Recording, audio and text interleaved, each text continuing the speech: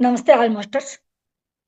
ಮೊದಲಿಗೆ ಮಹಾವತಾರ್ ಫೌಂಡೇಶನ್ ಸಂಸ್ಥಾಪಕರಾದ ಪತ್ರಿಜಿಯವರಿಗೂ, ಸ್ವರ್ಣಮಾಲಾ ಅಮ್ಮನವರಿಗೂ ಹಾಗೂ ಈ ವೇದಿಕೆಗೆ ಕಾರಣೀಭೂತರಾದಂಥ ರಂಗನಾಥ್ ಸರ್ ಅವರಿಗೂ ನಾವು ವಂದನೆಗಳನ್ನು ಸಲ್ಲಿಸುತ್ತಾ, ಹಾಗೂ ನನ್ನ ಜನ್ಮದಾತರಿಗೂ, ನಮ್ಮ ಗುರು ಹಿರಿಯರಿಗೂ, ನನಗೆ ನನ್ನ ಆತ್ಮ ಬಂಧುಗಳಿಗೂ, ಇಲ್ಲಿ ನನ್ನ ಮಾತುಗಳನ್ನು ಕೇಳೋದಕ್ಕೆ ಕೂತ್ಕೊಂಡಿರುವಂತ, ಒಂದು ಆಲಿಸೋದಕ್ಕೆ ಇಷ್ಟಪಟ್ಟಿರುವಂತಹ ನನ್ನ ಆತ್ಮ ಬಂಧುಗಳಿಗೆಲ್ಲರಿಗೂ ನನ್ನ ವಂದನೆಗಳನ್ನು ತಿಳಿಸುತ್ತಾ, ಈ ದಿನ ನಾನು ಏನ್ ವಿಷಯ ತಗೊಂಡಿದ್ದೀನಿ ಅಂತಂದ್ರೆ, ಗುರುಗಳು ಹೇಳಿದ್ದಾರೆ, ಬಟ್ ಅದ್ರಲ್ಲಿ ಸ್ವಲ್ಪ ತುಂಬಾ ಹಳೆಯದೇನು ಅಂತ ಅನ್ಕೋತೀನಿ. ನಾನೇನಪ್ಪ ಹೇಳ್ಬೇಕು ಅಂತ ಇದೀನಿ ಅಂತಂದ್ರೆ, ಸರ್ವಂ ಕಲ್ವಿದಂ ಬ್ರಹ್ಮಂ ಅಂತ ಅಂದ್ರೆ ಎಲ್ಲಾ ಬ್ರಹ್ಮಮಯ. ಎಲ್ಲಾ ಬ್ರಹ್ಮಮಯ ಅಂತ ಅಂದ್ರೆ ನಾವು ಯಾವ್ದನ್ನ ಕಂಡ್ರು ಅದನ್ನ ದೇವ್ರ ರೀತಿ ನಾವು ಒಂದು ಪ್ರೀತಿಯಿಂದ ಕಾಣ್ಬೇಕು. ಅದು ಪ್ರೀತಿ ಅನ್ನೋದು, ಪ್ರೀತಿ ಅಥವಾ ಪ್ರೇಮ, ಇದು ಪ್ರೀತಿ ಅಂತ ಅಂದ್ರೆ ಎಲ್ಲ ಒಬ್ಬರನ್ನೊಬ್ಬರನ್ನ ಮನುಷ್ಯರು ಪ್ರೀತಿಸೋದು ಇದು ಅಂತ ಅನ್ಕೋಬಾರ್ದು. ಪ್ರೀತಿ ಪ್ರೇಮ ಇದಕ್ಕೆ ಎಷ್ಟೊಂದು ಅರ್ಥ ಇರುತ್ತೆ. ಮಕ್ಕಳನ್ನ ಪ್ರೀತಿಸೋ ರೀತಿನೇ ಬೇರೆ ಇರುತ್ತೆ, ದೊಡ್ಡವ್ರ ಪ್ರೀತಿ ಮಾಡೋದೇ ಬೇರೆ ಇರುತ್ತೆ, ಗಂಡ ಹೆಂಡತಿ ಪ್ರೀತಿನೇ ಬೇರೆ ಇರುತ್ತೆ. ಈ ರೀತಿ ಪ್ರೀತಿಗೆ ಬೇಕಾದಷ್ಟು ಮುಖಗಳಿದೆ. ಅದ್ರಲ್ಲಿ ನಾವು ಎಲ್ಲರನ್ನೂ ಒಂದ್ ಸಮನಾಗಿ ಪ್ರೀತಿಸುವಂತದ್ದಕ್ಕೆ ಪ್ರೇಮ ಪ್ರೀತಿ ಅಂತ ಹೇಳ್ತೀವಿ. ಇದ್ರ ಬಗ್ಗೆ ನಾವು ಹೇಳೋದಾದ್ರೆ, ಎಲ್ಲಾ ಬ್ರಹ್ಮಮಯ ಅಂದರೆ ಭಗವತ್ ಸ್ವರೂಪಗಳು. ಅಂದ್ರೆ ಎಲ್ಲರೂ ಕೂಡ ನಾವು ಭಗವತ್ ಸ್ವರೂಪಿಗಳು ಅಂತಂದ್ರೆ ಎಲ್ಲರೂ ಕೂಡ ನಾವು ಒಂದು ದೈವಿ ಆತ್ಮಗಳು. ಅಂದ್ರೆ ಯಾರೇ ಒಬ್ರಾಗಿರ್ಲಿ, ಗಂಡ ಆಗಿರ್ಲಿ, ಹೆಂಡತಿ ಆಗಿರ್ಲಿ, ಗಂಡನಿಗೆ ಹೆಂಡತಿ ಒಂಥರ ದೈವಿ ಭಾವದಿಂದ ನೋಡ್ಬೇಕು. ಅಂದ್ರೆ ನಾವು ದೇವ್ರು ಅಂತ ತಿಳ್ಕೊಬೇಕು. ಸಮಸ್ತ ಜೀವಿಗಳಲ್ಲೂ ಕೂಡ ಒಂದು ಆತ್ಮ ಇದೆ. ಆ ಆತ್ಮ ಅಂತ ಅಂದ್ರೆ ಒಂದು ದೇವ್ರು ಸಮಾನ. ಆತ್ಮ ಅಂದಾಗ್ಲೇ ದೇವ್ರು ಅಂತ ನಾವು ಭಾವಿಸ್ಕೋಬೇಕು. ಆವಾಗ ನಮ್ಮ ಎದುರುಗಡೆ ಕಾಣೋರೆಲ್ಲ ನಮಗೆ ದೈವಿಗಳ ತರ ಕಾಣಿಸ್ತಾರೆ. ಅಂದ್ರೆ ದೈವಿ ಸಂಭೂತರಾಗಿ ಅಂತ ಅಂದ್ರೆ ಎದುರುಗಡೆಯಿಂದ ಯಾರೇ ಬಂದ್ರು ನಾವೊಂದು ಕೈ ಮುಗಿತೀವಲ್ವಾ, ಅದೇ ತರ ನಾವು ಅವ್ರಿಗೆ ಕೈ ಮುಗಿದ ಅವ್ರು ಕೂಡ ನಮ್ಮ ಕೈ ಮುಗಿತಾರೆ. ಅವಾಗ ಏನು ಅಂತಂದ್ರೆ ನಾವು ಅವರಲ್ಲಿ ಒಂದು ಆತ್ಮನ ನಾವು ಕಾಣ್ತೀವಿ. ದೈವಿ ಆತ್ಮ ಅಂದ್ರೆ ದೇವ್ರ ಕಂಡಂಗೆ ನಾವು ಪ್ರೀತಿಸ್ಬೇಕು ಅವ್ರನ್ನ. ಅವಾಗ ನಮಗೂ ಅದೇನೆ ಸಿಗುತ್ತೆ. ನಾವ್ ಯಾರ ಪ್ರೀತಿ ತೋರಿಸ್ತೀವಿ ಅವರು ನಮಗ್ ಕೂಡ ಪ್ರೀತಿ ತೋರಿಸ್ತಾರೆ ಅನ್ನೋದಕ್ಕೆ ಇದು ಒಂದು ಉದಾಹರಣೆ. ಯಾಕೆಂದ್ರೆ ನಾವು ಯಾರನ್ನ ಕಂಡ್ರೆ ಒಂದು ಸ್ಮೈಲಲ್ಲೂ ಒಂದು ಪ್ರೀತಿ. ಸ್ಮೈಲ್ ಮಾಡೋದು ಅಂತಂದ್ರೆ ಸುಮ್ಮನೆ ಸ್ಮೈಲ್ ಬರಲ್ಲ. ಅವ್ರ ಮೇಲೆ ನಮ್ಗೊಂದು ಪ್ರೀತಿ, ಒಂದು ವಿಶ್ವಾಸ, ಗೌರವ ಇದ್ದಾಗ ಮಾತ್ರ ಸ್ಮೈಲ್ ಮಾಡೋದಕ್ಕೆ ನಮ್ಗೆ ಇಷ್ಟ ಆಗುತ್ತೆ. ಸ್ಮೈಲ್ ಅನ್ನೋದು ಕೂಡ ಒಂದು ರೀತಿಯ ಪ್ರೀತಿನೇ.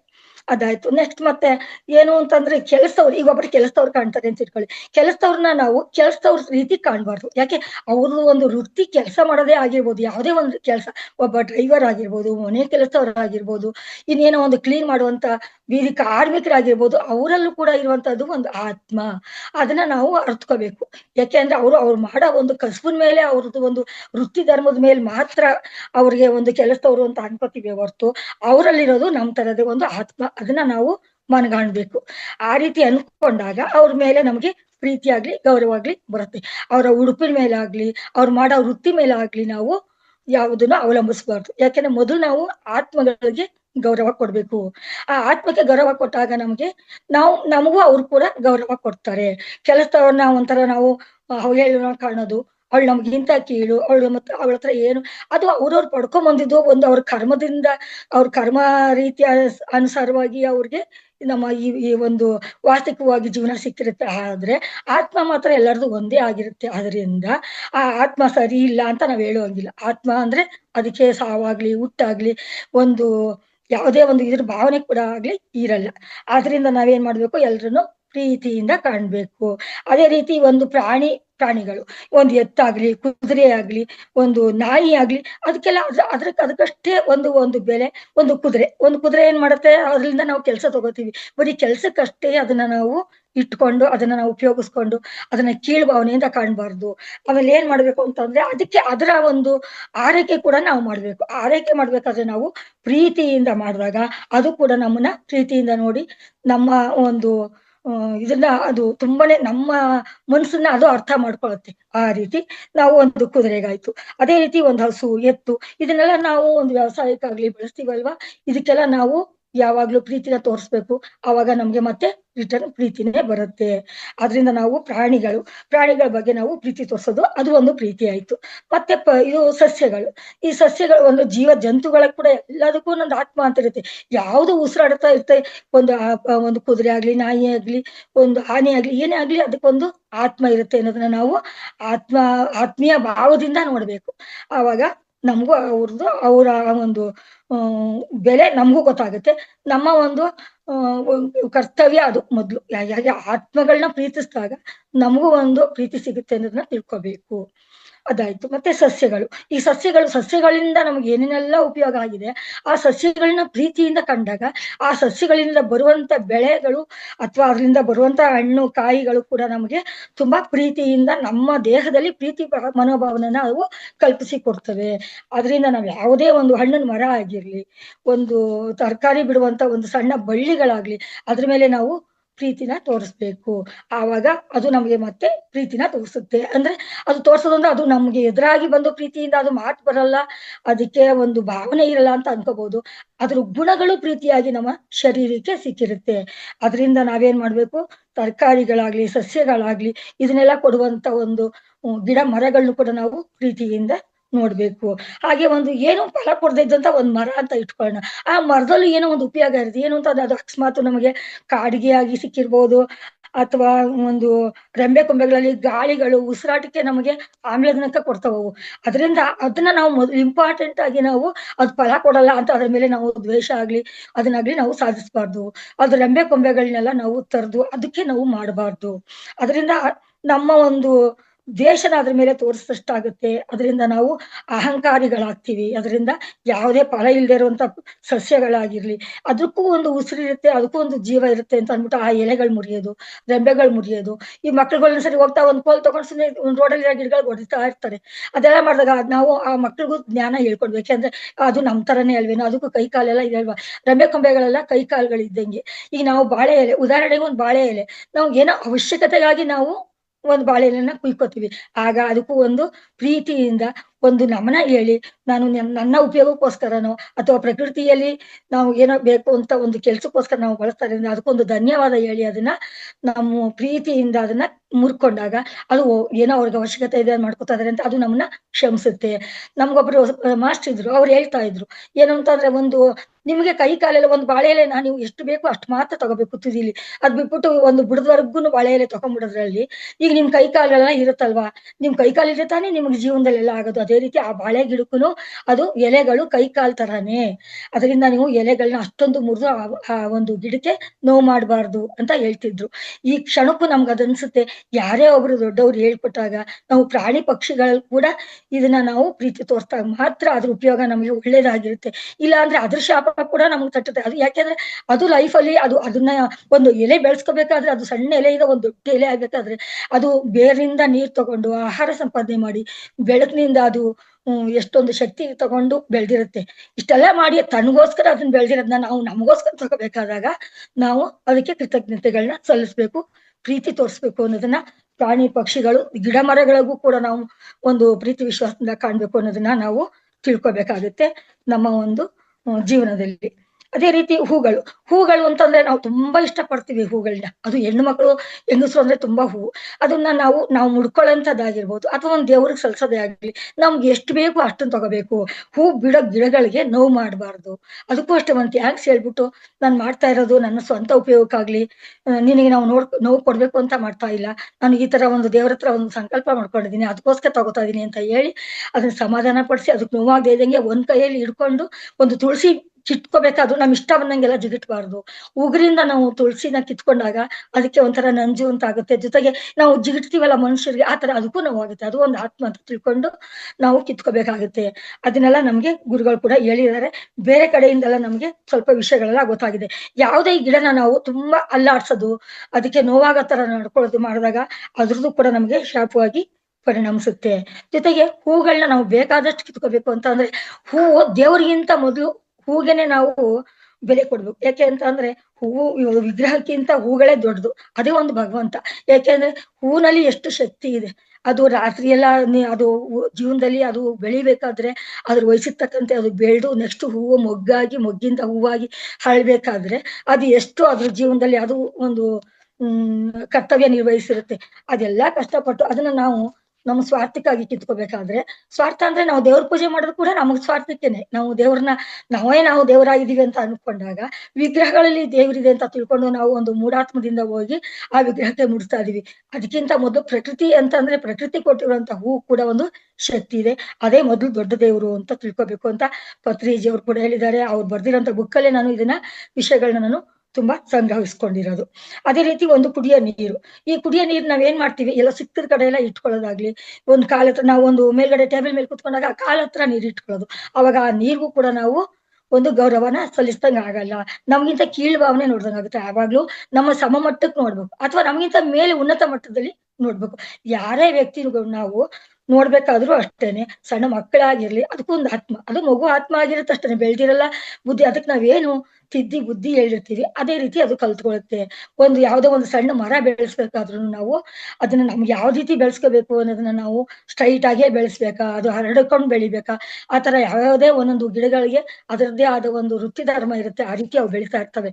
ಒಂದು ಸಣ್ಣ ಮರನ ತರದಾಗ ಅದು ರೆಂಬೆ ರೆಂಬೆಗಳಾಗಿ ಎಲ್ಲ ಹೋಗುತ್ತೆ. ಹಂಗಂದ್ಬಿಟ್ಟು ತರಿಯೋದು ತಪ್ಪು ಅಂತ ಹೇಳಿದಾರೆ. ಹಂಗಂದ್ರೆ ಒಂದೊಂದು ಮರಗಳಿಗೆ ತರದಾಗ್ಲೇ ರೆಂಬೆ ಮತ್ತೆ ಕೊಂಬೆಗಳು ಬರೋದು, ಒಂದೊಂದು ಬರಲ್ಲ. ಅವಾಗ ನೆಟ್ಟಿಗೆ ಹೋಗ್ಬಾರ್ದು. ಅವಾಗ ಒಂದು ಉದಾಹರಣೆಗೆ ಹೇಳ್ತಾರೆ, ಒಂದು ನುಗ್ಗೆ ಮರ ಒಂದ್ ತಗೊಳ್ಳಿ, ಅದು ಸ್ಟ್ರೈಟ್ ಆಗಿ ಹೋದ್ರೆ ಅದ್ರಲ್ಲಿ ಫಲಗಳು ಹೆಚ್ಚಿಗೆ ಬರಲ್ಲ. ಆಮೇಲೆ ನಮ್ಗೆ ಸಾಕಾಗುವಷ್ಟು ಫಲಗಳನ್ನ ಕೊಡಲ್ಲ. ಅದನ್ನ ಏನ್ ಮಾಡ್ಬೇಕು, ಅದು ರೆಂಬೆ ಕೊಂಬೆಗಳಾಗಿ ಅದು ಪರಿವರ್ತನೆ ಆಗ್ಬೇಕಾದ್ರೆ ಅದನ್ನ ತುದಿ ಜಿಗ್ಟೋದಾಗ್ಲಿ, ಈ ಬೇರೆ ಗಿಡಗಳು ಅದ್ರ ಬಗ್ಗೆನೂ ಸ್ವಲ್ಪ ಮಾಹಿತಿಗಳೆಲ್ಲ ಕೊಟ್ಟಿರ್ತಾರೆ. ಒಂದು ಜಿಗಟಿ ಅದನ್ನ ಮಾಡಿದಾಗ, ಅವತ್ತು ಕತ್ರಿನಲ್ಲಿ ಕತ್ತರಿಸಿದಾಗ ಅದಕ್ಕೆ ರೆಂಬೆ ಕೊಂಬೆಗಳು ಉತ್ಪತ್ತಿ ಆಗಕ್ಕೆ ತುಂಬಾ ಅನುಕೂಲ ಆಗುತ್ತೆ. ಆವಾಗ್ಲೂ ಅಷ್ಟೇ ನಾವ್ ಮಾಡ್ಬೇಕಾದಾಗ ಒಂದ್ಸಾರಿ ಅಲ್ಲ, ಒಂದೊಂದು ಗಿಡಕ್ಕೂ ನಾವು ಒಂದು ಧನ್ಯವಾದ ಹೇಳಕ್ ಆಗಲ್ಲ ಅಂದಾಗ, ಟೋಟಲಿ ನಾನ್ ಮಾಡ್ತಾ ಇದೀನಪ್ಪ, ನಾನ್ ಮಾಡ್ತಾ ಇರೋ ಕರ್ತವ್ಯದಲ್ಲಿ ಎಲ್ಲ ಕೃಷ್ಣಾರ್ಪಣ ವಸ್ತು, ಎಲ್ಲ ನೀನೇ ನನ್ ಕೊಟ್ಟಿದ್ದು, ನೀನ್ ಬುದ್ಧಿ ಕೊಟ್ಟಿದ್ದಕ್ಕೆ ನಾನು ಇದನ್ನ ಮಾಡ್ತಾ ಇದೀನಿ ಅಂತ ಎಲ್ಲಾನು ಹೇಳಿ, ಒಂದು ದೇವ್ರಿಗೆ ಅದನ್ನ ಹೇಳಿ, ಆ ದೇವ್ರೇ ಅಲ್ಲಿದಾನೆ, ನಾನ್ ತೊಂದ್ರೆ ಕೊಡ್ತಾ ಇಲ್ಲ, ನಂದು ತಪ್ಪಾಗಿ ಕ್ಷಮಿಸು ಅಂತ ಹೇಳಿ ಯಾವುದೇ ಒಂದು ಕಾರ್ಯಗಳನ್ನ ಮಾಡ್ಬೇಕಾದ್ರೆ ನಮ್ಮ ತಪ್ಪನ್ನ ಮೊದಲು ನಾವು ಒಪ್ಪಿಕೊಂಡು ಆವಾಗ ಬೇರೆಯವರಿಗೆ ನಾವು ಬುದ್ಧಿ ಹೇಳ್ಬೇಕಾಗುತ್ತೆ. ಫಸ್ಟ್ ನಮ್ಮನ್ನ ನಾವು ತಿದ್ದುಕೋಬೇಕು ಅನ್ನೋದಕ್ಕೆ ಕೂಡ ಇದು ಒಂದು ಉದಾಹರಣೆಯಾಗಿದೆ. ಅದೇ ರೀತಿ ಅದೇ ನಾನು ಹೇಳಿದ್ನಲ್ಲ, ಕುಡಿಯೋ ನೀರು ಕಾಲ್ ಕೆಳಗಡೆ ಇಟ್ಕೊಂಡ್ರೆ ಅನ್ಕೋ ಅದು ತುಂಬಾನೇ ಅವಮರ್ಯಾದೆ ಆದಂಗಾಗುತ್ತಂತೆ. ಯಾಕೆಂದ್ರೆ ನೀರು ಒಂದು ಆ ಕ್ಷಣಕ್ಕೆ ಒಂದು ದೈವಿ ಭಾವನೆ, ಅದು ಒಂದು ವೈಜ್ಞಾನಿಕವಾಗಿ ತಕೊಂಡಾಗ ಅದು ಆಮ್ಲಜನಕ ಇದೆಲ್ಲ H2O ಅದೆಲ್ಲ ಅನ್ಕೋತೀವಿ. ಬಟ್ ಆದ್ರೆ ಈ ಗಂಗೆ, ನಾವು ದೈವಿ ಭಾವನೆ ನೋಡಿದಾಗ ಗಂಗೆಗೆ ಎಷ್ಟು ಪವಿತ್ರವಾದಂತ ಒಂದು ಸ್ಥಾನ ಇದೆ. ಎಲ್ಲರ ಕರ್ಮಗಳನ್ನ, ಕಷ್ಟಗಳನ್ನ, ಒಂದು ಕೊಳೆಗಳನ್ನ ತೊಳೆಯುವಂತ ಒಂದು ಶಕ್ತಿ ಇರೋದು ಗಂಗೆಗೆ. ಆ ಗಂಗೆಗೆ ನಾವು ಅವಮಾನ ಮಾಡ್ದಂಗೆ ಆಗುತ್ತೆ. ಅದರಿಂದ ನಾವ್ ಎಲ್ಲಿ ಕೂತ್ಕೋತೀವಿ, ನಮ್ಗಿಂತ ಒಂಚೂರು ನಾವು ಚೇರ್ ಮೇಲೆ ಕೂತ್ಕೊಂಡಾಗ ನಾವು ಕೆಳಗಡೆ ನೀರ್ ಇಟ್ಕೋಬಾರ್ದು. ಈಗ ನೀರ್ ಕುಡೀರಿ ಅಂತ ಹೇಳ್ತಾರೆ ಧ್ಯಾನ ಕೂತ್ಕೋಬೇಕಾದ್ರೆ, ಆದ್ರೆ ನಾವು ಕಾಲ ಹತ್ರ ಇಟ್ಕೋಬಹುದು, ನಮ್ ಪಕ್ಕದಲ್ಲಿ ಬೇಕಾದ್ರೆ ಇಟ್ಕೋಬಹುದು. ಅದಕ್ಕೆ ಈಕ್ವಲ್ ಒಂದು ಪ್ಲೇಸ್ ಕೊಟ್ಟಂಗಾಗುತ್ತೆ.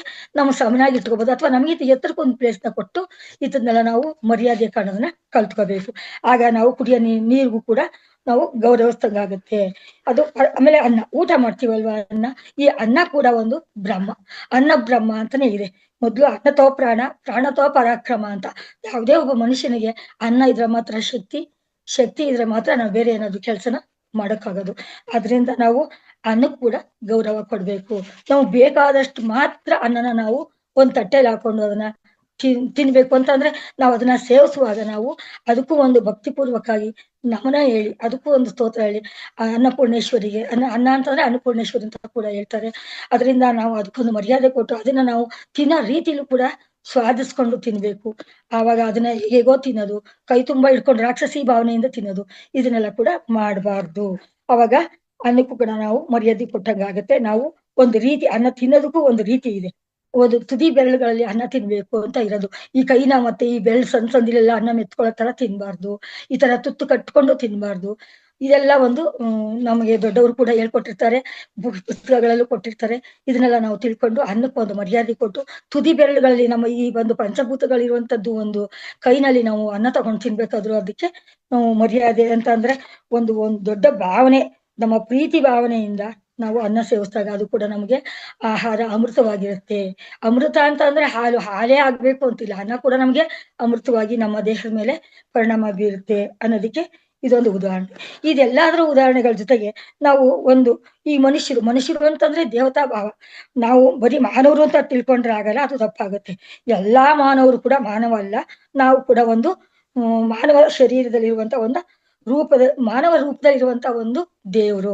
ಆ ತರ ದೇವರು ಅಂತ ತಿಳ್ಕೊಬೇಕಾದ್ರೆ ನಾವ್ ಏನ್ ಮಾಡ್ಬೇಕು, ನಮ್ಮ ಆತ್ಮಗಳಿಗೆ ನಾವು ಗೌರವ ಕೊಟ್ಕೋಬೇಕು. ನಮ್ಮ ಅಕ್ಕಪಕ್ಕದಲ್ಲಿ ಗಂಡ ಹೆಂಡತಿಗಾಗಿರ್ಬೋದು, ಅತ್ತೆ ಮಾವನ್ಗಾಗಿರ್ಬೋದು, ಅಕ್ಕ ತಂಗಿರ್ಗಾಗಿರ್ಬೋದು, ನಮ್ಮ ಮಕ್ಕಳಿಗೂ ಕೂಡ ನಾವು ಗೌರವ ಪ್ರೀತಿಯಿಂದ ಕಂಡಾಗ ಮಾತ್ರ ಆ ಆತ್ಮಗಳಿಗೆ ನಾವು ಗೌರವ ಕೊಟ್ಟಷ್ಟಾಗತ್ತೆ. ಅದೇ ರೀತಿ ಮುಂದುವರ್ಸ್ಕೊಂಡು ಹೋಗ್ತಾ ಇದೀವಿ ಅಂತ ಅಂದ್ರೆ, ಇವೆಲ್ಲ ಹೇಗ್ ಬಂತು, ಮಾನವ ಹೇಗ್ ದೇವರಾದ ಅಂತ ಅಂದ್ರೆ, ನಾವು ದಶಾವತಾರದ ಮೂಲಕ, ಅದು ವಿಷ್ಣು ದಶಾವತಾರ ಇದೆಯಲ್ಲ, ಅದ್ರ ಮೂಲಕ ಒಂದು ಉದಾಹರಣೆ ಕೊಟ್ಟು ಹೇಳ್ಬೋದು. ಯಾವ ರೀತಿ ಅಂದ್ರೆ, ಒಂದು ಪ್ರಾಣಿ ಆಗಿರ್ಲಿ, ಅದು ಕೂಡ ಯಾವ ರೀತಿ ಮುಂದುವರೆದ ಭಾಗವಾಗಿ ಅವನು ಮಾನವ ಆದ ಅನ್ನೋದಕ್ಕೆ ದಶಾವತಾರದ ಮೂಲಕ ಉದಾಹರಣೆ ಕೊಡ್ತೀನಿ. ಅದ್ ಯಾವ ರೀತಿ ಅಂತ ಅಂದ್ರೆ, ಮಾನವ ಯಾವ ರೀತಿ ದಶಾವತಾರದ ಮೂಲಕ ಕೊಡೋದಾದ್ರೆ, ಫಸ್ಟ್ ಮತ್ಸ್ಯಾವತಾರದಲ್ಲಿ ನಾವು ಯಾವ ರೀತಿ ಅವನ್ನ ನಾವು ಕಾಣಿಸ್ತೀವಿ ಅಂತಂದ್ರೆ, ಅದು ಮತ್ಸ್ಯ ಅಂತಂದ್ರೆ ಒಂದು ಮೀನಿನ ಅವತಾರ. ಆ ಮೀನು ಭೂಮಿ ಮೇಲೂ ಕೂಡ ಇರುತ್ತೆ. ಇದು ಉಭಯವಾಸಿಗಳು ಅದ್ರಲ್ಲಿ ಕೂಡ ಭಗವಂತ ಇರ್ತಾನೆ ಅಂತ ಅಂತಾರೆ. ಅದ್ರಲ್ಲಿ ಏನಪ್ಪಾ ಅಂದ್ರೆ ಉಭಯವಾಸಿಗಳು ಇದೆ. ಕೂರ್ಮಾವತಾರದಲ್ಲಿ ಒಂದು ಭೂಮಿ ಮೇಲೆ ವಾಸ ಮಾಡುವಂತ ಒಂದು ಪ್ರಾಣಿಯಾಗ್ಲಿ, ನೀರಲ್ಲಿ ಇರುವಂತ ಒಂದು ಪ್ರಾಣಿಯಾಗ್ಲಿ ಅದು ಆಗಿರುತ್ತೆ. ಆದ್ರಿಂದ ಕೂರ್ಮಾವತಾರವಾಗಿ ನಾವು ನೋಡ್ತಾ ಇರ್ತೀವಿ. ಅದ್ರೂ ಕೂಡ ಆತ್ಮ ಇದೆ ಅಂತ ತಿಳ್ಕೊಬೇಕು. ಜೊತೆಗೆ ಅವನ್ನೆಲ್ಲ ನಾವು ದೈವಿ ಸ್ವರೂಪವಾಗಿ ನೋಡ್ಬೇಕು. ಬರೀ ತಿನ್ನೋದಕ್ಕೆ ಉಪಯೋಗಿಸುವಂತ ಪದಾರ್ಥ ಅಲ್ಲ, ಮೀನು ಕೂಡ ಒಂದು ದೇವರು ಅಂತ ತಿಳ್ಕೊಂಡು ನಾವು ಅದಕ್ಕೆ ಪ್ರೀತಿ ತೋರಿಸ್ಬೇಕಾಗತ್ತೆ. ಅದೇ ರೀತಿ ನರಸಿಂಹ ಅವತಾರ ಅಂತಂದ್ರೆ, ನರ ಮತ್ತು ಸಿಂಹ, ಮುಖದಲ್ಲಿ ಸಿಂಹ ಅವತಾರ ಇರುತ್ತೆ, ಕೆಳಗಡೆ ಭಾಗ ಎಲ್ಲ ದೇಹ ಮನುಷ್ಯನ ಆಕಾರ ಇರುತ್ತೆ. ಆದ್ರಿಂದ ದೇವರ ಒಂದು ಅವತಾರ ಆಗ್ಬೇಕಾದ್ರೆ ಪ್ರಾಣಿ ಕೂಡ ದೇವರ ಅವತಾರವಾಗಿ ಇದ್ದ ಅನ್ನೋದಕ್ಕೆ ಇದು ನರಸಿಂಹ ಅವತಾರ ಒಂದು ಉದಾಹರಣೆ ಆಗುತ್ತೆ. ಅದೇ ರೀತಿ ಬಂದು ವಾಮನ ಅವತಾರ ಅಂತಂದ್ರೆ, ಕುಳ್ಳಕ್ಕಿರೋರು ಅವ್ರೇನು ಮನುಷ್ಯರೇ ಅಲ್ಲ, ಸಣ್ಣಕ್ಕಿರೋರು ಮನುಷ್ಯರೇ ಅಲ್ಲ. ನಾವೆಲ್ಲ ಒಂದು ಅಂಗಾಂಗ ಸೌಷ್ಠವಾಗಿದ್ರೆ ಮಾತ್ರ ಮನುಷ್ಯರು ಅಂತ ತಿಳ್ಕೊಳ್ಳೋದಾಗ್ಲಿ ತಪ್ಪು. ಯಾಕೆಂದ್ರೆ ವಾಮನ ರೂಪಿಯಾಗಿದ್ದವನು ಕೂಡ ಒಂದು ದೈವಿ ಆತ್ಮ. ಅವ್ರೊಬ್ಬ ಮನುಷ್ಯ ತರನೇ. ಅವನು ಕುಳ್ಳಕ್ಕಿದ್ದ ಅಂದಾಕ್ಷಣಕ್ಕೆ ಅವ್ರು ಮನುಷ್ಯರಲ್ಲ ಅಂತ ತಿಳ್ಕೊಬಾರ್ದು. ಅವ್ರೇನೋ ಅಂಗಸೌಷ್ಠವ ಕಡಿಮೆ ಆಗಿರುತ್ತೆ. ಪ್ರಪಂಚದಲ್ಲಿ ಎಷ್ಟು ಜನ ಯಾವ್ಯಾವ ರೀತಿ ಕುಳ್ಳರು ಇರ್ತಾರೆ, ತುಂಬಾ ಹೈಟ್ಗಿರೋರು ಇರ್ತಾರೆ, ತುಂಬಾ ಕುಳ್ಳರಿರೋರು ಇರ್ತಾರೆ. ಅದು ಅವ್ರವ್ರು ಪಡ್ಕೊಂಬಂದಿದ್ದ ಒಂದು ಕರ್ಮ ಸಿದ್ಧಾಂತ ರೀತಿಯಾಗಿ ಅವ್ರಿಗೆ ದೇಹ ಸೌಷ್ಠವ ಬಂದಿರುತ್ತೆ ಅಂತ ತಿಳ್ಕೊಂಡು ನಾವು ಅನ್ಕೋಬೇಕು. ಅದಕ್ಕೆ ಉದಾಹರಣೆಯಾಗಿ ವಾಮನ ಅವತಾರನ ನಾವು ನೋಡ್ಬಹುದು. ಅದೇ ರೀತಿ ಪರಶುರಾಮ ಅವತಾರ ಅಂತಂದ್ರೆ, ನಾವು ಅಹಂಕಾರದಿಂದ ನಾನೇ ರಾಜ, ನಾನೇ ದೊಡ್ಡವನು, ನಾನೇ ಒಬ್ಬ ಒಂದು ಒಳ್ಳೆ ಅಧಿಕಾರದಲ್ಲಿದ್ದೀನಿ ಅನ್ನೋ ಅಹಂಕಾರನ ನಾವು ಬಿಡ್ಬೇಕಾಗುತ್ತೆ. ಯಾವುದರಿಂದ?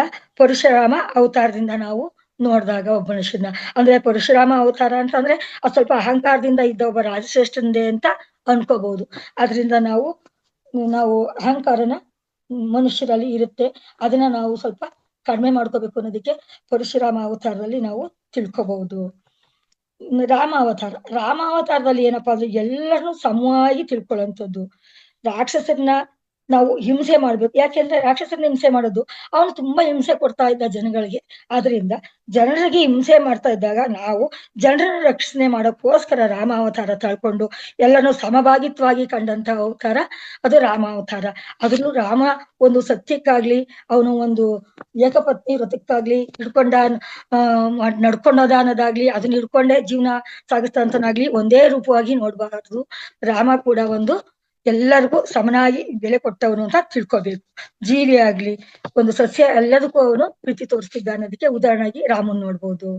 ಆಮೇಲೆ ಕೃಷ್ಣಾವತಾರದಲ್ಲಿ ಏನಪ್ಪಾ ಅಂತಂದ್ರೆ, ನಾನು ಒಬ್ಬನೇ ಎಲ್ಲಾದ್ರಲ್ಲೂ ಇದ್ದೀನಿ, ನಾನೇ ಎಲ್ಲ, ನನ್ಗೋಸ್ಕರ ಎಲ್ಲ ಮಾಡ್ಕೋತೀನಿ ಅಂತ ಅವನು ಯಾವತ್ತೂ ತಿಳ್ಕೊಂಡಿಲ್ಲ.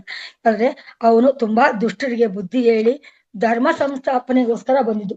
ದುಷ್ಟ ಬುದ್ಧಿಯವರಿಗೆ ಬುದ್ಧಿ ಕಲ್ಸೋದಿಕ್ಕೆ, ಮತ್ತೆ ಅಹಂಕಾರಗಳನ್ನ ಕಡಿಮೆ ಮಾಡೋದಿಕ್ಕೆ, ನಮ್ಮ ಕರ್ತವ್ಯನ ಜ್ಞಾಪಿಸೋದಿಕ್ಕೆ, ನಾವೇನಕ್ಕೆ ಬಂದಿದ್ದೀವಿ, ನಾವೇನ್ ಮಾಡ್ಬೇಕು ಅನ್ನೋದನ್ನ ಜ್ಞಾಪಿಸೋದಿಕ್ಕೆ ಕೃಷ್ಣ ಅವತಾರ ಆಯ್ತು ಅಂತ ತಿಳ್ಕೊಂಡು, ಕೃಷ್ಣನ ಅವತಾರದಲ್ಲಿ ನಾವೇನೇನೆಲ್ಲ ತಿಳ್ಕೊಂಡಿದೀವಿ, ಜ್ಞಾನೋದಯ ಮಾಡಿಸ್ಕೊಟ್ಟ. ಈಗ ಅರ್ಜುನನಿಗೆ ಅವನು, ನೀನ್ ಬಂದಿರೋಂಥದ್ದು ಯುದ್ಧ ಮಾಡೋದಿಕ್ಕೆ, ಮಾಡು, ಏನಾಗಲ್ಲ, ನೀನು ಕ್ಷತ್ರಿಯನಾಗಿ ಹುಟ್ಟಿದ ಮೇಲೆ ನೀನು ಮಾಡ್ಲೇಬೇಕು, ಅದು ಏನು ಆಗಲ್ಲ, ನಿನ್ ಧರ್ಮ ಅದು.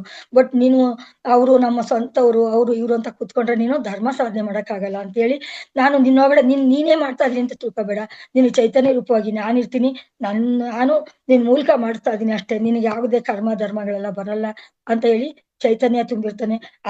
ಅದರಿಂದ ನಾವು ಕೃಷ್ಣಾವತಾರ ಏನಕ್ಕಾಯ್ತು ಅದನ್ನ ನಾವು ತಿಳ್ಕೊಬೇಕಾಗತ್ತೆ. ಮತ್ತೆ ಬುದ್ಧಾವತಾರದಲ್ಲಿ ಅಂತ ಅಂದ್ರೆ, ಅಹಿಂಸೆ ಫಸ್ಟ್ ಮೊದಲು ಏನಪ್ಪಾ ಅಂದ್ರೆ ಅಹಿಂಸೆ ಇರಬಾರ್ದು. ಮನುಷ್ಯರುಗಳು ಹಿಂಸೆ ನಾವ್ ಇವಾಗ ನಿಜವಾಗ್ಲೂ ದಿನಾ ಬೆಳಗ್ಗೆ ಆದ್ರೆ ನಾವು ಹಿಂಸೆನೆ ಮಾಡ್ತಾ ಇದೀವಿ ಬೇರೆಯವ್ರಿಗೆ ಅಂತ ಅನ್ನೋದು, ಮತ್ತೆ ನಾವ್ ಹಿಂಸೆ ಮಾಡಿದಾಗ ಅದು ದುಃಖಕ್ಕೆ ಕಾರಣ ಆಗುತ್ತೆ. ನಾವು ತುಂಬಾ ನಮ್ಮನ್ನ ನಾವೇ ಹಿಂಸಿಸ್ಕೊತಾ ಇದೀವಿ ಅನ್ನೋದು ಕೂಡ ಗೊತ್ತಾಗುತ್ತೆ. ನಮ್ದು ಒಂದು ಆತ್ಮ ಇದೆ ಅಂದಾಗ ನಾವೆಲ್ಲಾ ಬೇರೆ ಬೇರೆ ಯೋಚನೆಗಳನ್ನೆಲ್ಲ ತಗೊಂಬಂದು ನಮ್ ತಲೆಗೆ ಹಾಕೊಂಡು ನಾವು ಅದನ್ನ ಯೋಚನೆ ಮಡಿಕೊಂಡು ಬೇಡದೆ ನಮ್ಮ ಆತ್ಮಕ್ಕೆ ನಾವು ತೊಂದರೆ ಕೊಡ್ತಾ ಇದೀವಿ ಅನ್ನೋದನ್ನ ನಾವು ಅರ್ತ್ಕೋಬೇಕಾಗುತ್ತೆ. ಆವಾಗ ಬುದ್ಧನ ಬಗ್ಗೆ ನಾವು ಆಲೋಚನೆ ಮಾಡ್ಬೇಕಾಗುತ್ತೆ. ಅಹಿಂಸೆ ಅಂತ ಅಂದ್ರೆ ಈಗ ಒಂದು ಪ್ರಾಣಿ ಕೊಂದು ಅದನ್ನ ಮಾಂಸ ತಿಂತಾರಲ್ಲ, ಅದಕ್ಕಂತ ಮೊದಲು ಪ್ರಾಣಿ ಕೊಲ್ತಾರೆ ಅಂತ ತಕ್ಷಣ ಬುದ್ಧನ್ನೇ ನಮ್ಗೆ ಜ್ಞಾಪಕ ಬರೋದು. ಯಾಕೆ ಅಂದ್ರೆ ಆ ಪ್ರಾಣಿನ ಹಿಂಸೆ ಮಾಡಿ ಅದನ್ನ ತಗೊಂಬಂದು ನಮ್ಮ ಆತ್ಮಕ್ಕೆ ತಿನ್ಸಿ ಆ ಆತ್ಮಕ್ಕೂ ಹಿಂಸೆ ಕೊಡ್ತಾ ಇದೀವಲ್ಲ, ಇದನ್ನ ನೆನ್ಸ್ಕೊಂಡಾಗ ಬುದ್ಧನ ಅವತಾರ ನಮ್ಗೆ ಜ್ಞಾಪಕ ಬರುತ್ತೆ. ಇದೆಲ್ಲಾನು ನೋಡ್ತಾ ಕೊನೆಯಲ್ಲಿ ನಾವು ಪ್ರಾಣಿ ಹಿಂಸೆ ಮಾಡಬಾರ್ದು, ಮಾಂಸ ಭಕ್ಷಣೆ ಮಾಡಬಾರ್ದು. ಮಾಂಸ ಭಕ್ಷಣೆ ಮಾಡೋದ್ರಿಂದ, ಪ್ರಾಣಿ ಹಿಂಸೆ ಮಾಡೋದ್ರಿಂದ ನಮ್ಗೆ ಎಷ್ಟು ಕರ್ಮ ಬರುತ್ತೆ. ಇದನ್ನೆಲ್ಲ ನಾವು ಈಗಾಗ್ಲೇ ಜನ್ಮ ತಾಳಿರೋದೇ ನಾವು ಯಾವ್ದೋ ಕರ್ಮದ ಫಲದಿಂದ. ಮತ್ತೆ ಈ ಪ್ರಪಂಚದಲ್ಲಿ ನಾವ್ ಏನೇನೆಲ್ಲ ಅನುಭವಿಸ್ತಾ ಇದೀವಿ ಅದೆಲ್ಲ ನಮ್ಮ ಹಿಂದಿನ ಕರ್ಮಗಳನ್ನ ಕಳಿಯೋದಿಕ್ಕೆ, ನಾವು ಮುಂದೆ ಏನ್ ಮಾಡ್ಬೇಕು ಅಂತ ತಿಳ್ಕೊಂಡು ಜ್ಞಾನೋದಯ ಪಡ್ಕೊಂಡು ನಾವು ಈ ಜೀವನ ಮಾಡೋದಕ್ಕೆ ನಾವು ಬಂದಿರ್ತೀವಿ. ಇದ್ರ ಬಗ್ಗೆ ನಾವು ತಿಳ್ಕೊಬೇಕಾದ್ರೆ ಈ ಕೃಷ್ಣ ಬ್ರಹ್ಮ ಈ ವಿಷ್ಣು ಅವತಾರದಲ್ಲಿ ಇಷ್ಟು ಅವತಾರಗಳನ್ನ ನಾವು ನೆನೆಸ್ಕೊಂಡು ಅದನ್ನೆಲ್ಲ ಜ್ಞಾಪಿಸ್ಕೊಂಡ್ ಬರ್ಬೇಕು. ಕೊನೆಯದಾಗಿ ಬಂದ್ರೆ ಕಲ್ಕಿ ಅವತಾರ. ಕಲ್ಕಿ ಅವತಾರ ಇಷ್ಟು ಅವತಾರಗಳ ಮೂಲಕ ನಮ್ಗೆ ಎಷ್ಟೇ ಸಂದೇಶ ಕೊಟ್ರು, ಯಾವ್ಯಾವುದೇ ದೇವತೆಗಳಾಗಿರ್ಲಿ, ಯಾರೇ ಒಂದು ನಮ್ಮ ಈ ಮಾಸ್ಟರ್ಗಳಾಗ್ಲಿ, ಅದಕ್ಕಿಂತ ಮೊದ್ಲಾಗಿ ನಮ್ಮ ಈ ಪತ್ರಿಜಿ ಅವರಾಗಿರ್ಬೋದು, ಎಲ್ಲಾ ದೊಡ್ಡ ದೊಡ್ಡ ಋಷಿ ಮುನಿಗಳಾಗಿರ್ಬೋದು, ಎಲ್ರೂ ನಮಗ್ ಬುದ್ಧಿ ಕೊಟ್ರು ಕೂಡ ನಾವು ಇನ್ನೂ ತಪ್ಪು ಭಾವನೆಯಲ್ಲೇ ಇರೋದ್ರಿಂದ ದೇವ್ರು ನಮ್ಗೆ ಈ ಭೂಲೋಕದಲ್ಲಿ ನರಕ ಅನುಭವಿಸೋದನ್ನ ಅವನು ಯಾವ ರೀತಿ ಅನುಭವಿಸ್ತಾ ಇದಾರೆ ಇದನ್ನೆಲ್ಲ ನಾವು ಕೊನೆ ಕಾಣಿಸ್ಬೇಕು ಅಂತ ಅವನು ಕೊನೆಗಾಣಿಸಕ್ಕೋಸ್ಕರ ಸತ್ಯಯುಗ ಸ್ಥಾಪನೆ ಮಾಡಕ್ಕೋಸ್ಕರ ಕಲ್ಕಿ ಅವತಾರ ಬಂದಿದೆ ಅಂತ ತಿಳ್ಕೊಬೇಕಾಗತ್ತೆ. ಯಾಕೆ ಅಂತಂದ್ರೆ ಕಲ್ಕಿ ಅವತಾರನೇ ಲಾಸ್ಟ್ ಅವತಾರ, ಮತ್ತೆ ಸತ್ಯಯುಗ ಬರುತ್ತೆ ಅಂತ ಈ ಆಧ್ಯಾತ್ಮದ ಬಗ್ಗೆ ತಿಳ್ಕೊಂಡಾಗ ಇದೆಲ್ಲ ನಮಗ್ ಗೊತ್ತಾಗುತ್ತೆ. ಆದ್ರಿಂದ ದಶಾವತಾರಗಳೆಲ್ಲ ಒಂದೇ, ಎಲ್ಲವೂ ಭಗವಾನ್ ಸ್ವರೂಪಗಳೇ. ಅದನ್ನ ನಾವು ತಿಳ್ಕೊಂಡು ಸಂದೇಶ ಕೊಡೋದು ಮಾತ್ರ ಅಲ್ಲ, ಅದನ್ನ ನಾವು ನಮ್ಮ ಜೀವನದಲ್ಲಿ ಕೂಡ ಅಳವಡಿಸ್ಕೋಬೇಕು. ಇದನ್ನ ಅರ್ಥ ಮಾಡಿಕೊಳ್ಳದೆ ನಾವು ವಿರುದ್ಧವಾಗಿ ಪ್ರಕೃತಿಗೆ ಅಥವಾ ಬೇರೆ ಜನಕ್ಕೆ ನಾವು ವಿರುದ್ಧವಾಗಿ ನಡ್ಕೊಂಡಾಗ ನಾವು ಖಂಡಿತವಾಗಿ ನಮ್ಗೆ ಶಿಕ್ಷೆ ಆಗತ್ತೆ. ಇದನ್ನೆಲ್ಲ ತಿಳ್ಕೊಂಡು ನಾವು ಎಷ್ಟೇ ಒಂದು ತೆಂಗಿನಕಾಯಿ ತಗೊಂಡೋಗಿ ಹಣ್ಣು ತಗೊಂಡೋಗಿ ದೇವಸ್ಥಾನದಲ್ಲಿ ಹೋಗಿ ನಾವು ಪೂಜೆ ಮಾಡ್ಬಿಟ್ಟು ಬಂದ್ಬಿಟ್ರೆ ನಮ್ಗೆ ಒಳ್ಳೇದಾಗುತ್ತೆ ಅಂತ ತಿಳ್ಕೊಂಡು ನಾವು ಒಂದು ಧರ್ಮದ ಬಗ್ಗೆ ಇದೀವಿ, ನಾವು ಧರ್ಮವಾಗಿ ನಡ್ಕೋತಾ ಇದೀವಿ ಅಂತ ತಿಳ್ಕೊಂಡ್ರೆ ಅದ್ರಲ್ಲಿ ಏನು ಅರ್ಥ ಇಲ್ಲ. ಅದು ಕಲ್ಲಿನ ಮುಂದೆ ಹೋಗಿ ನಾವು ಕೈ ಮುಗಿದಷ್ಟಾಗತ್ತೆ. ಅದ್ರ ಬದಲು ಆ ಕಲ್ಲಲ್ಲೂ ಕೂಡ ಒಂದು ಜೀವ ಇದೆ ಅಂತ ತಿಳ್ಕೊಂಡು ನಾವು ವರ್ತಿಸಿದಾಗ ನಾವು ಈ ಪ್ರಪಂಚದಲ್ಲಿ ನಾವು ಒಂದು ಆತ್ಮ ತಗೊಂಡ್ ಬಂದಿರೋದಕ್ಕೆ ಸಾರ್ಥಕ ಆಗತ್ತೆ. ಇದನ್ನೆಲ್ಲ ತಿಳ್ಕೊಂಡು ನಾವು ಜೀವನ ಮಾಡ್ಬೇಕು. ಮತ್ತೆ ಅಹಿಂಸೆಯನ್ನು ಅನುಸರಿಸ್ತಾ ಇರೋರಿಗೆ ನಾವು ಧರ್ಮ ಮಾರ್ಗನ ನಮ್ಮ ಕೈಲಾದಷ್ಟು ಬೋಧನೆ ಮಾಡ್ಕೊಂಡು ಹೋಗ್ತಾ ಇರ್ಬೇಕಾಗುತ್ತೆ. ಈ ಅಹಿಂಸೆ ಮಾರ್ಗನ ಬಿಟ್ಟು ನಾವು ಧರ್ಮದಿಂದ ನಡಿಬೇಕು ಅನ್ನೋ ಸಂದೇಶನ ಕೊಡೋದಕ್ಕೋಸ್ಕರ ನಾವೆಲ್ಲ ಇಲ್ಲಿ ಬಂದಿದೀವಿ ಅಂತ ತಿಳ್ಕೊಂಡು ಇದನ್ನು ಗ್ರಹಿಸಿ ಸಮಸ್ತ ಜೀವಿಗಳಲ್ಲೂ ಭಗವಂತನ ಒಂದು ರೂಪ ಇದೆ ಅಂತ ತಿಳ್ಕೊಬೇಕು. ಅದನ್ನ ನಾವು ಎಲ್ರಿಗೂ ಸಾರಿ ಹೇಳ್ಬೇಕಾಗುತ್ತೆ. ಎಲ್ಲರ ಬಗ್ಗೆ ನಾವು ಮೈತ್ರಿ ಭಾವದಿಂದ ಅಂತ ಅಂದ್ರೆ ಮೈತ್ರಿ ಅಂದ್ರೆ ಪ್ರೀತಿಯಿಂದ ಸ್ನೇಹದಿಂದ ನಾವು ಬೆರ್ತ್ಕೊಂಡು ಧರ್ಮವನ್ನ ಆಚರಿಸ್ಕೊಂಡು ಹೋದಾಗ ಅಹಿಂಸೆಯನ್ನು ನಾವು ಬಿಟ್ಟಂಗಾಗತ್ತೆ. ಅದನ್ನ ಅಹಿಂಸೆ ಬಿಟ್ಟು ನಾವು ಅನುಸರಿಸಬೇಕಾದದ್ದು ಏನಪ್ಪಾ, ಅಹಂ ಬ್ರಹ್ಮಾಸ್ಮಿ ಅಂತಂದ್ರೆ ನಾವು ಒಬ್ಬ ದೇವ್ರು ಅಂತ ತಿಳ್ಕೊಬೇಕು. ನಮ್ ಪಕ್ಕ ಇರೋರು ಕೂಡ ಒಂದು ದೇವ್ರ ರೀತಿ. ನಾನು ಹೇಳಿದ ಹಾಗೆ ಆತ್ಮ ಅಂತಂದ್ರೆ ದೇವ್ರು. ಆ ದೇವ್ರು ಎಲ್ಲರಲ್ಲೂ ಒಂದು ಇದಾನೆ ಅಂದಾಗ ನಾವು ಗಿಡ ಮರ ಸಸಿ ಪ್ರಾಣಿ ಅದ್ರಲ್ಲೆಲ್ಲ ಒಂದು ಪ್ರಾಣ ಇದೆ. ಪ್ರಾಣ ಅಂದ್ರೆ ಉಸಿರಾಟ ಇರುವಂತದ್ರಲ್ಲೆಲ್ಲ ಪ್ರಾಣಿ ಕೂಡ ಸಸ್ಯ ಕೂಡ ಉಸಿರಾಡ್ತಾ ಇರುತ್ತೆ. ಸಸ್ಯ ಒಂದು ಏಟಾದಾಗ ಅದಕ್ಕೆ ನೋವು ಮಾಡಿದಾಗ ಒಂದು ಕೊಡ್ಲಿ ಮಚ್ಚಿಂದ ನಾವು ಕತ್ತರಿಯಿಂದ ಕತ್ತರಿಸಿದಾಗ ಅದೇನಾಗುತ್ತೆ, ಸಪ್ಪಿಗೆ ಹಿಂಗೆ ಬಿದ್ಕೊಳ್ತೆ. ಅವಾಗ ಅದು ಪ್ರಾಣ ಹೋಯ್ತು ಅಂತ ನಾವು ತಿಳ್ಕೋಬೇಕು. ಅದರಿಂದ ನಾವು ಇದನ್ನೆಲ್ಲ ಸಾಧನೆ ಮಾಡ್ಬೇಕಾದ್ರೆ ನಾವು ಧ್ಯಾನ ಮಾರ್ಗನೇ ಇದಕ್ಕೆ ಒಂದು ಮೂಲ. ಅಂದ್ರೆ ಅಹಂ ಬ್ರಹ್ಮಾಸ್ಮಿ ಅಂತ ತಿಳ್ಕೊಬೇಕು ಅಂತಂದ್ರೆ ನಾವು ಸತ್ಯ ತಿಳ್ಕೊಳ್ಳೇಬೇಕು. ನಾವು ಬ್ರಹ್ಮ ಆಗ್ಬೇಕು ಅಂತ ಅಂದಾಗ ನಾವು ಇದನ್ನೆಲ್ಲ ಸಾಧನೆ ಮಾಡ್ಕೊಂಡ್ ಬರ್ಬೇಕಾಗತ್ತೆ. ಮಾಂಸಾಹಾರ ತ್ಯಜಿಸ್ಬೇಕಾಗತ್ತೆ. ಆಮೇಲೆ ಸಾತ್ವಿಕ ಆಹಾರಗಳನ್ನ ನಾವು ಸೇವಿಸ್ಬೇಕಾಗತ್ತೆ. ಸಜ್ಜನ ಸಾಂಗತ್ಯ, ಪ್ರೀತಿಯಿಂದ ಕಾಣೋದು, ಮತ್ತೆ ನಾವು ತಿಳಿದಂತದ್ನ 4 ಜನಕ್ಕೆ ಹೇಳ್ಕೊಡುವಂತದ್ದು, ಎಲ್ಲಕ್ಕಿಂತ ಮೊದಲಾಗಿ ಇದನ್ನೆಲ್ಲ ಮಾಡ್ಬೇಕು ಅಂತಂದ್ರೆ ನಾವು ಧ್ಯಾನ ಮಾರ್ಗ ಮಾಡ್ಲೇಬೇಕು. ಪತ್ರಿಜಿ ಅವರು ಇದರಿಂದ ತುಂಬಾ ಸಾಧನೆ ಮಾಡಿ ಅವರು ಎಂತ ಒಂದು ಜೀವನ ನಡ್ಸ್ಕೊಂಡ್ ಬಂದ್ರು ಅಂತ ಅವರ ಮಾರ್ಗದಲ್ಲಿ ನಾವು ನಡ್ಕೊಂಡು ಹೋದಾಗ ನಮ್ಮ ಜೀವನ ಕೂಡ ಸಾರ್ಥಕ ಆಗುತ್ತೆ ಅಂತ ಹೇಳ್ತಾ ನನಗೆ ಧ್ಯಾನ ಮಾಡ್ಬೇಕು ಅಂತ ಎಲ್ಲರಿಗೂ ಹೇಳಿ ಈಗ ಮಕ್ಕಳುಗಳು ಕೂಡ ನಾವು ಏನಪ್ಪಾ ಅಂದ್ರೆ ದೊಡ್ಡ ಮರವಾದಾಗ ನಾವು ಬಗ್ಸಕ್ಕಾಗಲ್ಲ. ಈಗಾಗ್ಲೇ ನಾವು 50-60 ವರ್ಷ ಆದ್ಮೇಲೆ ಬಂದಿದೀವಿ ನಾವು ಧ್ಯಾನಕ್ಕೆ. ಅದ್ರ ಬಗ್ಗೆ ನಮ್ಗೆ ತಿಳುವಳಿಕೆ ಕೊಟ್ಟಂತ ಈ ಪತ್ರಿಜಿ ಅವ್ರಿಗಾಗಿರ್ಬಹುದು, ನಮ್ಮ ಈ ಹಿರಿಯ ಮಾಸ್ಟರ್‌ಗಳಿಗಾಗಿರ್ಬಹುದು, ಜೊತೆಗೆ ಎಲ್ಲರಿಗಿಂತ ನಮ್ಗೆ ಈ ಪರಿಚಯ ಧ್ಯಾನ ಅಂತಂದ್ರೆ ಗೊತ್ತಿರ್ಲಿಲ್ಲ. ಬರೀ ಪೂಜೆ ಮಾತ್ರ ಗೊತ್ತಿತ್ತು. ಆಧ್ಯಾತ್ಮ ಗೊತ್ತಿತ್ತು. ಧ್ಯಾನದ ಬಗ್ಗೆ ತಿಳುವಳಿಕೆ ಕೊಟ್ಟಂತ ರಂಗನಾಥ್ ಗುರೂಜಿ ಅವರಿಗೆ ಕೋಟಿ ಕೋಟಿ ವಂದನೆಗಳನ್ನ ಸಲ್ಲಿಸುತ್ತಾ, ಧ್ಯಾನ ಅಂದ್ರೇನು? ಧ್ಯಾನ ಅಂದ್ರೆ ಬರೀ ನಿದ್ದೆ ಮಾಡೋದು ಗೊತ್ತಿತ್ತು, ದೇವ್ರ ಪೂಜೆ ಮಾಡೋದು ಗೊತ್ತಿತ್ತು. ನಮ್ಗೇನೋ ತೃಪ್ತಿ, ನಮ್ಮ ಆತ್ಮಕ್ಕೆ ನಾವು ತೃಪ್ತಿ ತಗೋತಾ ಇದ್ವಿ. ಜೊತೆಗೆ ಆತ್ಮ ತೃಪ್ತಿ ತಗೋಬೇಕಾದ್ರೆ ನಾವೇನ್ ಮಾಡ್ಬೇಕು? ಧ್ಯಾನ ಮಾಡ್ಬೇಕು. ಇದನ್ನ ನಾವು ಧ್ಯಾನ ಅಂದ್ರೆ ಏನು ಅಂತ ತಿಳಿಸ್ಕೊಟ್ಟಿದ್ದಕ್ಕೆ ನಮ್ಗೆ ಮೂಲ ಬೇಸಿಕ್ ಹಾಕೊಟ್ರು ನಮ್ಗೆ ಗುರುಗಳು. ಅದರಿಂದ ನಮ್ಗೆ ರಂಗನಾಥ್ ಸರ್ ಅವರಿಗೆ ತುಂಬಾ ಎಷ್ಟು ಕೋಟಿ ಧನ್ಯವಾದಗಳು ತಿಳಿಸ್ತಾ, ನಾವು ಧ್ಯಾನ ಮಾಡೋದಕ್ಕೆ ಈ ಸಣ್ಣ ಮಕ್ಕಳುಗಳಿಂದನೂ ಈಗ ನಾವು ಶುರು ಮಾಡ್ಬೇಕು ಅಂತ ಹೇಳೋದಕ್ಕೆ ಈಗ ಮತ್ತೆ ಇನ್ನೂ ಒಂದು ಝೂಮ್ ಸೆಕ್ಷನ್ ಓಪನ್ ಮಾಡೋದಕ್ಕೆ ರೆಡಿ ಮಾಡ್ಕೊಡ್ತಾ ಇದ್ದಾರೆ. ತುಂಬಾ ಧನ್ಯವಾದಗಳು. ಅದ್ರ ನಮ್ದು ಒಂದು ಆಸೆ ಇತ್ತು, ಅದನ್ನ ಈಡೇರಿಸೋದಕ್ಕೆ ಕೂಡ ಗುರುಗಳು ಮಾಡಿದ್ದಾರೆ. ಯಾಕೆಂದ್ರೆ ನಮ್ಮ ತರ ವಯಸ್ಸಾಗಿರೋರು ನಾವೇನು ಸಾಧನೆ ಮಾಡಕ್ಕಾಗಲ್ಲ. ನಾವು 75% ಎಲ್ಲಾನು ಜೀವನದಲ್ಲಿ ಕಳ್ಕೊಂಡ್ಬಿಟ್ಟಿದೀವಿ. ಇರೋದ್ನ ಉಳಿಸ್ಕೊಳ್ಳೋಕಾಗ್ಲಿ, ಮುಂದೆ ಯಾವ್ದು ನಮ್ಮ ಮಕ್ಕಳುಗಳು ಬರ್ತಾರೆ, ಅವರು ನಮ್ಮ ಒಂದು ಭರತ ಭೂಮಿನಲ್ಲಿ ಜನಿಸಿರುವಂತ ಮಕ್ಕಳುಗಳಿಗಾದ್ರೂ ನಾವು ಒಂದು ಒಳ್ಳೆ ಆಧ್ಯಾತ್ಮದ ಬಗ್ಗೆ ಕರ್ಕೊಂಡು ಹೋದಾಗ, ಒಂದು ಸಾತ್ವಿಕ ಆಹಾರ ತಿನ್ನೋದ್ರ ಬಗ್ಗೆ ತಿಳುವಳಿಕೆ ಹೇಳ್ತಾ ನಾವು ಅವ್ರನ್ನ ಜ್ಞಾನಿಗಳಾಗಿ ಮಾಡ್ಬೇಕು. ಜ್ಞಾನದಿಂದನೇ ಧ್ಯಾನ, ಧ್ಯಾನದಿಂದನೇ ಜ್ಞಾನ. ಇದು ಎರಡು ಏನಪ್ಪಾ ಅಂದ್ರೆ ಒಂದು ನಾಣ್ಯದ ಎರಡು ಮುಖ ಇದ್ದಂಗೆ. ಅದನ್ನ ನಾವು ಜೀವನದಲ್ಲಿ ನಮ್ಮ ಮಕ್ಕಳುಗಳು ಕೂಡ ಹೇಳ್ತಾ, ನಮ್ಮ ಅಕ್ಕಪಕ್ಕದಲ್ಲಿರುವಂತಹ ವಾತಾವರಣದಲ್ಲಿರುವಂತ ಜನಗಳಿಗೆಲ್ಲರಿಗೂ ಇದನ್ನ ನಾವು ಹೇಳ್ಬೇಕು. ನಮ್ ಕೈಲಾದಷ್ಟು ಧ್ಯಾನದ ಬಗ್ಗೆ ವಿಷಯಗಳನ್ನ ತಿಳಿಸಿ ಎಲ್ಲರನ್ನೂ ಧ್ಯಾನ ಮಾರ್ಗಕ್ಕೆ ಕರ್ಕೊಂಡ್ ಬರ್ಬೇಕು ಅಂತ ನನ್ಗೆ ತುಂಬಾ ಇಷ್ಟ ಇತ್ತು. ಅದರಿಂದ ನಾನ್ ಕೂಡ ಈಗ ಸಾಧ್ಯವಾದಷ್ಟು 75% ನಾನು ಜೀವನದಲ್ಲಿ ತಿದ್ದುಕೊಂಡಿದ್ದೀನಿ ಅಂತ ಇದೀನಿ. ಇನ್ನು ದಿನ ನಾವು ಮಾಡ್ತಾ ಇರುವಂತ ಒಂದು ಧ್ಯಾನ ಸಾಕಾಗ್ತಾ ಇಲ್ಲ. ಗುರುಗಳು ಹೇಳ್ದಂಗೆ ಆದಷ್ಟು ನಾವು ಜಾಸ್ತಿ ಧ್ಯಾನದ ಬಗ್ಗೆನೆ ನಾವು ಅನುಸರಿಸ್ಬೇಕಾಗುತ್ತೆ. ಇಲ್ಲಿ ಸೇರ್ಕೊಂಡು ನಾವು ಮಹಾವತಾರ್ ಫೌಂಡೇಶನ್‌ಗೆ ನಾವು ಸೇರ್ಕೊಂಡ್ವಿ ಅಂದ್ರೆ ದಿವಸದಿಂದಾನು ನಾವು ಶುರು ಮಾಡಿದ್ರು ವರ್ಷ ತಗೊಂತು ನನಗೆ ಧ್ಯಾನದ ಬಗ್ಗೆ ತಿಳುವಳಿಕೆ ಆಗ್ಲಿ, ಧ್ಯಾನಕ್ಕೆ ಕೂತ್ಕೊಂಡು ನಾನು ಅದನ್ನ ಅನುಭವ ತಗೋಬೇಕಾದ್ರೆ ಎಷ್ಟು ತಗೊಂತು. ಅದೇ ರೀತಿ ಈ ಸಣ್ಣ ಮಕ್ಕಳಿಗಾಗಿ ಇವಾಗಿಂದ ನಾವು ಸ್ಟಾರ್ಟ್ ಮಾಡಿದ್ರೆ 5 ನಿಮಿಷ, 10 ನಿಮಿಷ, 1 ನಿಮಿಷದ ಧ್ಯಾನ ಕೂಡ ಇದೆ ಅಂತ ನಮ್ಗೆ ಗೊತ್ತಿರ್ಲಿಲ್ಲ. 1 ನಿಮಿಷದ ಧ್ಯಾನದಿಂದ ಹಿಡಿದು ಗಂಟೆಗಟ್ಟಲೆ ಧ್ಯಾನ ಮಾಡ್ಬೋದು ಅನ್ನೋದನ್ನ ತಿಳಿಸ್ಕೊಟ್ಟಂತ ರಂಗನಾಥ್ ಸರ್‌ಗೆ ನಾವು ವಂದನೆಗಳನ್ನ ತಿಳಿಸ್ತಾ, ಈ ದಿನ ನನಗೆ ಇಷ್ಟು ನನ್ನ ಅಲ್ಪ ಜ್ಞಾನವನ್ನು ಹಂಚಿಕೊಳ್ಳೋದಕ್ಕೆ ಅವಕಾಶ ಮಾಡಿಕೊಂಡಂತ ಈ ವೇದಿಕೆಗೆ ನನ್ನ ಸಹಸ್ರ ವಂದನೆಗಳನ್ನು ತಿಳಿಸುತ್ತಾ, ನಮಸ್ತೆ ಮೇಡಮ್. ನಮಸ್ತೆ. ಅವಕಾಶಕ್ಕಾಗಿ ಧನ್ಯವಾದಗಳು.